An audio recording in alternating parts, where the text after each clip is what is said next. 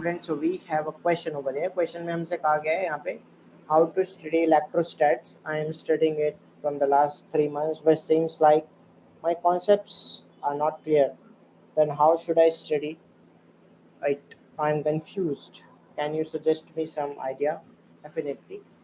So अभी हम देखते हैं कि इलेक्ट्रोस्टैट्स जो चैप्टर है डेफिनेटली एक वास्ट यूनिट है। प्राइमरली आप इसमें टॉपिक्स को क्या कीजिए, एक दूसरे से लिंक करने का ट्राई कीजिए। लाइक देखिए, हम जैसे कि स्टार्टिंग करते हैं इलेक्ट्रोस्टैट पढ़ने की, उसमें हम चार्जेस का रिलेशन पढ़ते हैं। दो चार्जेस हैं Q1 Q2, ठीक है। अब चार्जेस के बारे में अपने आप से डिस्कस कीजिए कि चार्जेस होते क्या हैं, कैसे काम करते हैं। लाइक चार्जेस क्या करते हैं, आपस में एक दूसरे को रिपेल करते हैं। अनलाइक चार्जेस अट्रैक्ट करेंगे हमेशा एक दूसरे को। अब प्लस और माइनस को ले लीजिए। हमारे पास पॉजिटिव चार्ज है और नेगेटिव चार्ज है, तो ये किस तरीके से आ सकता है। कोई स्फेरिकल बॉडी हमारे पास या कोई भी एनी बॉडी है, जब वो अपने अंदर से प्रोटॉन्स को लूज कर देती है तो उसके पास प्रोटॉन्स कम हो गए, इस वजह से उस पर नेगेटिव चार्ज आ गया। वो गेन कर लिया तो क्या आ गया, ओवरऑल नेगेटिव चार्ज आ गया। इस तरीके से अर्थ कर दिया तो उसके सारे जो है चार्जेस ग्राउंड अर्थ हो गए, यहाँ पे निकल गए उस बॉडी के अंदर से। कंडक्शन यहाँ पे आप स्टडी करेंगे। उसके बाद टॉपिक्स को आपस में और ज़्यादा लिंक कीजिए। हम पढ़ते हैं कि इसमें दो चार्जेस हैं, r डिस्टेंस अपार्ट हैं, ठीक है। आप इसमें एक्चुअली नोट्स प्रिपेयर कीजिए। अपने नोट्स कुछ इस तरीके से होने चाहिए कि इस तरीके से आप उन नोट्स को 3 पार्ट्स में डिवाइड कर लीजिए। फॉर्मूला यहाँ पे, यहाँ पे, यहाँ पे, इस तरीके से इसको आप एक 2 या 3 पेजेस में सम अप कीजिए। टोटल जितने भी आपके 40, 50, 70, 80, 100, 200 पेजेस हैं इलेक्ट्रोस्टैट, क्योंकि एक वास्ट चैप्टर है। तो जितना भी आपने स्टडी किया है उसको कुछ 4, 5, 7, 10 पेजेस में कंक्लूड कीजिए और शॉर्ट में लिखिए काफ़ी। जैसे कि अभी हम यहाँ पे एक्सप्लेन कर रहे हैं आपको, उस तरीके से डिस्कस कीजिए अपने आप से इसी चीज़ को इस तरीके से। अब देखिए इसमें हम कितना कुछ स्टडी कर पा रहे हैं अपने आप से। जैसे कि यहाँ पे मैंने 2 चार्जेस बनाए, तो मुझे यहाँ से क्या क्या स्ट्राइक करना चाहिए, चलिए वो हम देखने की कोशिश करते हैं। यहाँ पे जब आप नोट्स बना रहे हो ना, जैसे यहाँ पे आप लिख रहे हो, तो ये क्या लिख रहे हैं आप, तो वो मैं आपको यहाँ पे दिखा रहा हूँ, ठीक है। थोड़ा बड़ा करके आप उसको बहुत छोटा छोटा लिखिए, जो बस आप ही पढ़ सकें उसे, बस इतना होना चाहिए। 2 चार्जेस हैं हमारे पास। अब मैंने चार्जेस की यहाँ प्रॉपर्टी डिस्कस कर ली। चार्ज रिलेटिविस्टिकली क्या होता है, इनवेरिएंट होता है, ठीक है।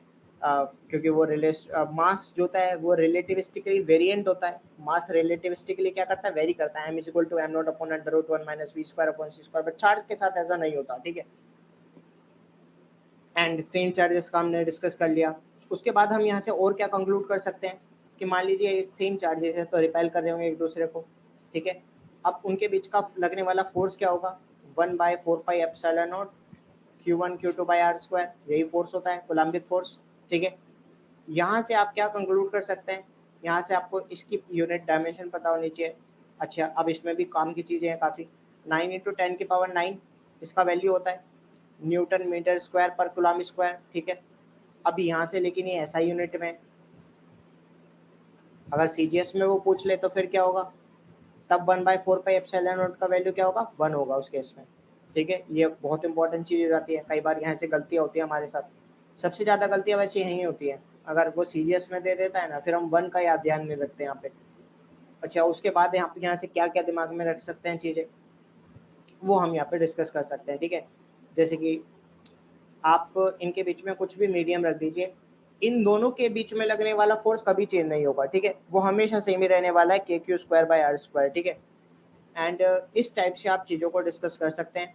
एंड यहाँ पे अब आप इनके डायमेंशंस डिस्कस कर सकते हैं अपने आप में कि ε0 का डायमेंशन क्या होगा, कैसे निकाला जाएगा। इसे और दूसरी चीज़ के साथ लिंक किया जा सकता है, EM वेव के साथ। जैसे कि हम उसमें पढ़ते हैं C = √1/μ0ε0। ये रिलेशन आप यहाँ से अपने दिमाग में ही इस्टेब्लिश कर सकते हैं कि अच्छा मैंने ये चीज़ पढ़ी थी, इसके साथ लिंक कर दीजिए इसको आप। अब इसी फॉर्मूले बेस पे हमने कितना सब कुछ निकाल दिया अपने आप से, ठीक है। इनके डायमेंशन डिस्कस कीजिए, चार्जेस की प्रॉपर्टीज अपने आप से डिस्कस कर सकते हैं आप यहीं से। तो ये आपके पास सम अप पॉइंट्स हो जाएंगे। इस तरीके से आप अपने नोट्स प्रिपेयर कीजिए, कुछ लगभग 5, 6, 7 पेजेस में पूरे सिलेबस को इलेक्ट्रोस्टैट के आप इसमें कवर कर सकते हैं। जैसे कि एनसीईआरटी में कुछ काफ़ी अच्छे क्वेश्चंस दे रखे हैं। मैं यहाँ पे सजेस्ट करूँगा आपको कि आप एनसीईआरटी की सॉल्व्ड एग्जांपल्स एटलीस्ट सारे इसके ट्राई ज़रूर करें। काफ़ी अच्छे क्वेश्चंस हैं उसके अंदर आपको देखने को मिलेंगे, ठीक है। एंड अब आ जाती है क्वेश्चन प्रैक्टिस की बात, और क्वेश्चन प्रैक्टिस के बाद आप कैसे अपने आप को कॉन्फिडेंट महसूस कर सकते हैं कि हाँ मुझे चैप्टर अच्छे से तैयार हो गया, उसकी बात करते हैं। तो देखिए आप 3 मंथ से इसको स्टडी कर रहे हैं, यानी कि एक बात कंफर्म है, कहीं ना कहीं आप इस चैप्टर को पढ़ चुके हैं, ठीक है। क्वेश्चन भी आपने काफ़ी सारे प्रैक्टिस किए होंगे, 100 200 400 300 कुछ तो प्रैक्टिस किया ही होगा आपने, और किसी एक पर्टिकुलर स्पेसिफिक मॉड्यूल से आपने वो क्वेश्चन प्रैक्टिस किए होंगे, ठीक है।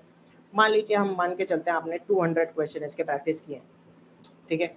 किसी मॉड्यूल के थ्रू आपने प्रैक्टिस किए हैं, तो उस मॉड्यूल को ओपन कीजिए, बट अब की बार उसकी आंसर शीट भी हाथों हाथ ओपन कीजिए। आपको करना क्या है, क्वेश्चन 1 2 3 4 इस तरीके से आपके पास क्वेश्चन होंगे, 1 2 3 4 आंसर शीट में भी इसी तरीके से दिया होगा। क्वेश्चन 1 देखा, पढ़ा, समझा, और सॉल्यूशन उस पेन से मत कीजिए कॉपी में, उसका सोल्यूशन देखिए इस वाले आंसर के में, कि आप जो सोच रहे थे क्विकली सोचिए कि इसमें क्या कर सकते हैं, वही सोल्यूशन में आपको दिखता है, move to the next one. Same यहाँ पे भी आपका आराम से हो गया। थर्ड क्वेश्चन में आपको लग रहा है कि शायद ये हो सकता है, आपने देखा कंफर्म हो गया, इस पर टिक कर लीजिए, आप बाद में कंफ्यूज हो सकते हैं उस क्वेश्चन में, इस पर किसी मार्कर से टिक कर लीजिए। अब फोर्थ क्वेश्चन आप पढ़ रहे हैं, फोर्थ तो आपको समझ में ही नहीं आ रहा, इवन आपने सोल्यूशन देखा उसके बाद भी आपको समझ नहीं आया, आपने अनअकैडमी पे यहाँ पे पूछा, उसके बाद आप हाँ कंफर्म हो गए कि अच्छा ये इस तरीके का कॉन्सेप्ट है, इस पर आप रेड पेन से, रेड मार्कर से यहाँ पे टिक कर दीजिए।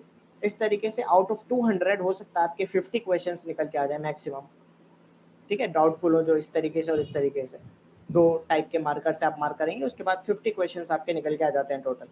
तो बस अब आप कॉन्फिडेंट हो जाइए कि अब ये 50 क्वेश्चंस ऐसे हैं जो मैं बस यही रिवाइज करूंगा, और अपने ये जो मैंने नोट्स बनाए हैं इनको मैं रिवाइज करने वाला हूँ, ठीक है। इस तरीके से आप बड़े कॉन्फिडेंटली पूरे चैप्टर को बड़े आसानी से कवर कर सकते हैं।